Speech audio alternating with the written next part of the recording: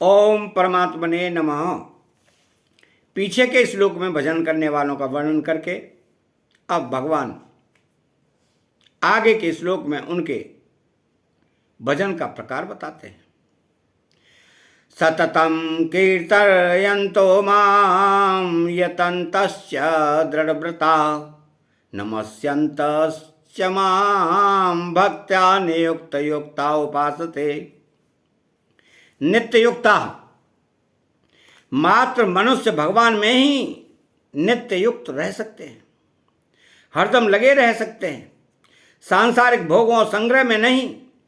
कारण समय समय पर भोगों से भी ग्लानि होती है और संग्रह से ही उपरति होती है, परंतु भगवान की प्राप्ति का, भगवान की तरफ चलने का जो एक उद्देश्य बनता है, एक दृढ़ विचार होता है, उसमें कभी भी फर्क नहीं पड़ता। भगवान का अंश होने से जीव का भगवान के साथ अखंड संबंध है। मनुष्य जब तक उस संबंध को नहीं पहचानता तभी तक वह भगवान से विमुख रहता है, अपने को भगवान से अलग मानता है। परंतु जब वह भगवान के साथ अपने नित्य संबंध को पहचान लेता है तो फिर वह भगवान के सम्मुख हो जाता है, भगवान से अलग नहीं रह सकता और उसको भगवान के संबंध की विस्मृति भी नहीं होती। यही उसका नित्य युक्त रहना है। मनुष्य का भगवान के साथ मैं भगवान का हूं, भगवान मेरे हैं, ऐसा जो स्वयं का संबंध है वह जागृत, स्वप्न और सुसुप्ति इन अवस्थाओं में एकांत में भजन ध्यान करते हुए अथवा सेवा रूप से संसार के सब काम करते हुए भी कभी खंडित नहीं होता, अटल रूप से सदा ही बना रहता है। जैसे मनुष्य अपने को जिस माँ बाप का मान लेता है, सब काम करते हुए भी उसका मैं अमुक का लड़का हूं, यह भाव सदा बना रहता है। उसको याद रहे चाहे न रहे, वो याद करे चाहे न करे, पर यह भाव हरदम रहता है। क्यों? कि मैं अमुक का लड़का हूं। यह भाव उसके मैं पन में बैठ गया है। ऐसे ही जो अनादि अविनाशी सर्वोपरि भगवान ही मेरे हैं और मैं उनका ही हूं, इस वास्तविकता को जान लेता है, मान लेता है, तो यह भाव हरदम बना रहता है। इस प्रकार भगवान के साथ अपना वास्तविक संबंध मान लेना ही नित्य युक्त होना है। दृढ़व्रता, जो सांसारिक भोग और संग्रह में लगे हुए हैं, वे जो पारमार्थिक निश्चय करते हैं वो निश्चय दृढ़ नहीं होता, परंतु जिन्होंने भीतर से ही अपने में पद को बदल दिया है कि हम भगवान के हैं और भगवान हमारे हैं, उनका यह दृढ़ निश्चय हो जाता है कि हम संसार के नहीं और संग्रह की तरफ कभी जाना ही नहीं है। प्रत्युत भगवान के नाते केवल सेवा कर देती है।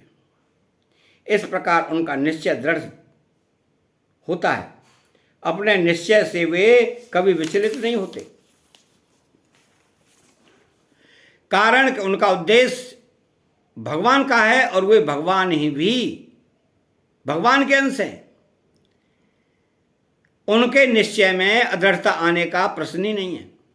तो अदृढ़ता तो सांसारिक निश्चय में आती है जो टिकने वाला नहीं है। यतन्तस्य, जैसे सांसारिक मनुष्य कुटुंब का पालन करते हैं तो ममता पूर्वक करते हैं, रुपए कमाते हैं तो लोभ पूर्वक कमाते हैं, ऐसे ही भगवान के भक्त भगवत प्राप्ति के लिए यत्न साधन करते हैं तो लगन पूर्वक ही करते हैं। उनके प्रयत्न सांसारिक दिखते हुए भी वास्तव में सांसारिक नहीं होते, क्योंकि उनके प्रयत्न मात्र का उद्देश्य भगवान ही होते हैं।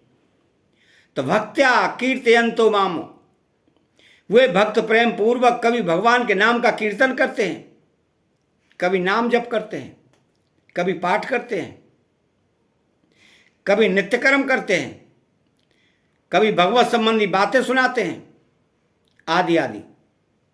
तो वे जो कुछ वाणी संबंधी क्रियाएं करते हैं वह सब भगवान का स्रोत ही होता है।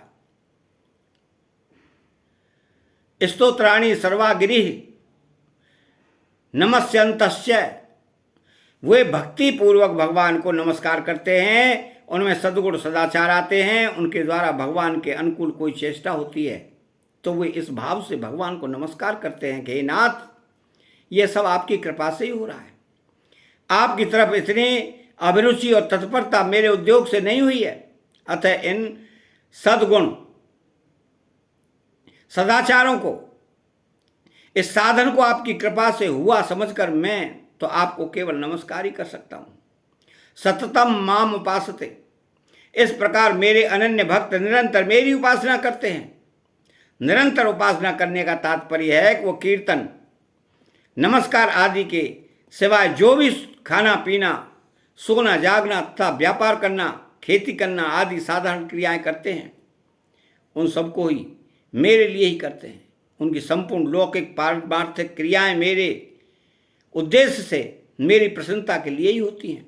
अतः चैनल को सब्सक्राइब करें, बेल आइकन घंटी को दबाएं और कमेंट बॉक्स में जय श्री कृष्णा लिखें। बोलो जय श्री कृष्णा।